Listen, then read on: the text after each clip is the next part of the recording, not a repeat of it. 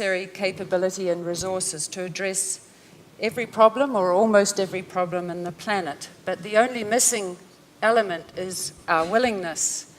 And I think that you work to kindle this willingness within the millions of people who follow you, and they work to extend their hearts, their heads, and their minds to the betterment of humanity. Here at the World Bank, and I know there are colleagues here from the IMF as well, we also work to this goal. And I think by definition, because we work in development, we're all optimists. So I'd like to start by asking how we can work to make the world a better place. You're in a room full of economists who look at poverty through the lens of numbers, statistics. I always say we can only make a decision if we have a spreadsheet.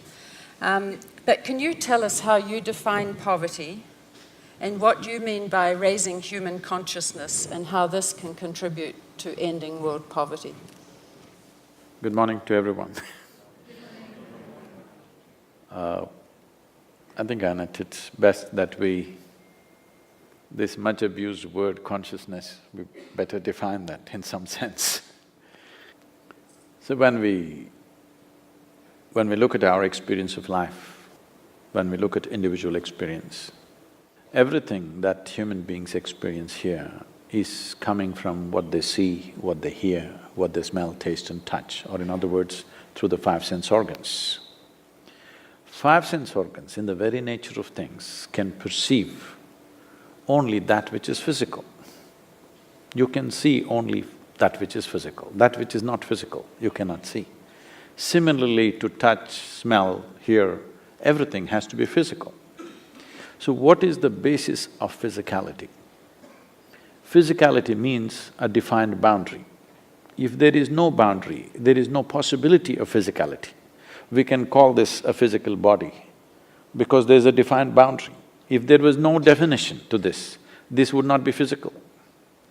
So, everything physical has to have a defined boundary. Entire human experience right now is coming from this defined boundary.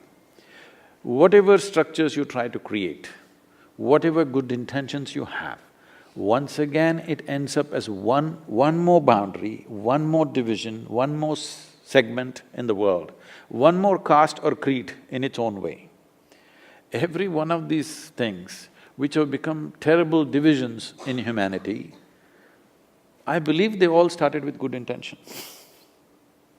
I don't think they started with a negative intention. But how many divisions have happened, how we have exploited each other. Talking about poverty, do we have the resource? Well, people are…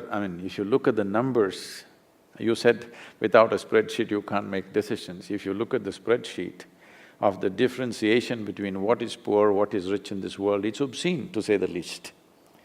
I'm saying, people are saying the amount of money spent on pet food in Europe and America is enough to take care of basic health care for the entire humanity. It's obscene to say the least. So, this has happened not with bad intention, this has all happened with good intention. But because human experience is limited to their physical nature, they're trying to think beyond that. But you cannot think beyond your experience. You can think and again you'll end up in another cubicle and another cubicle. So we're talking about consciousness. When we say consciousness, we are talking about a dimension beyond physical nature. When I say dimension beyond physical nature, what is physical to us is all accumulated. This body is an accumulation of the food that we've eaten. What we call as the mind, the content of the mind is something that we accumulated by our impressions and experiences. What you accumulate can only be limited. You cannot accumulate unlimited. You cannot accumulate that which is boundless.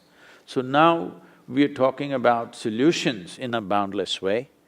When we talk about solving problems seamlessly without thinking who is you and who is me, we need an inner experience which is beyond our physical nature. Only then we will identify beyond this, because Human mind functions from the identities we have taken. Once we identify ourselves as something, knowingly, unknowingly, we are always trying to protect that identity. So to bring a human being to that dimension of experience, that he or she can function beyond identifications, is what needs to happen.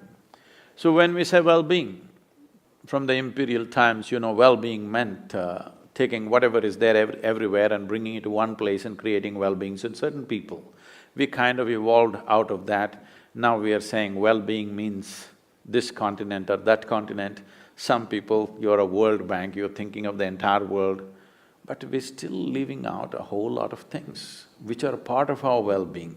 The well-being of every creature on this planet, the well-being of every tree and plant, the well-being of every microorganism is connected with our well-being. This is not ecological awareness, this is consciousness. If your experience of life was beyond the limitations of your physicality, you would just know this by experience. When you know this by experience, you don't have to generate intention, you will just do the right thing. We have to bring the world to that place, that's a long way, but at least we have to bring the leadership in the world to that place. When I say leadership, it is only a question of maybe 5,000 people on the planet. When I was at the Economic Forum, they asked me, Sadhguru, if there's one thing we can do for you, which will change the world, what is it? I said, I will name 25 people. You give them to me for 5 days. You will see in 3 years, you will see a significant change on the planet. They asked, who are these people? I named the 25 heads of states of the major nations on the planet. Give them to me for 5 days, you will see everything will change. Because there is money, there is resource, there is technology, only the intent is missing. But the intent is missing not because of bad intentions, not because of some evil in their minds. Intent is missing because there is no larger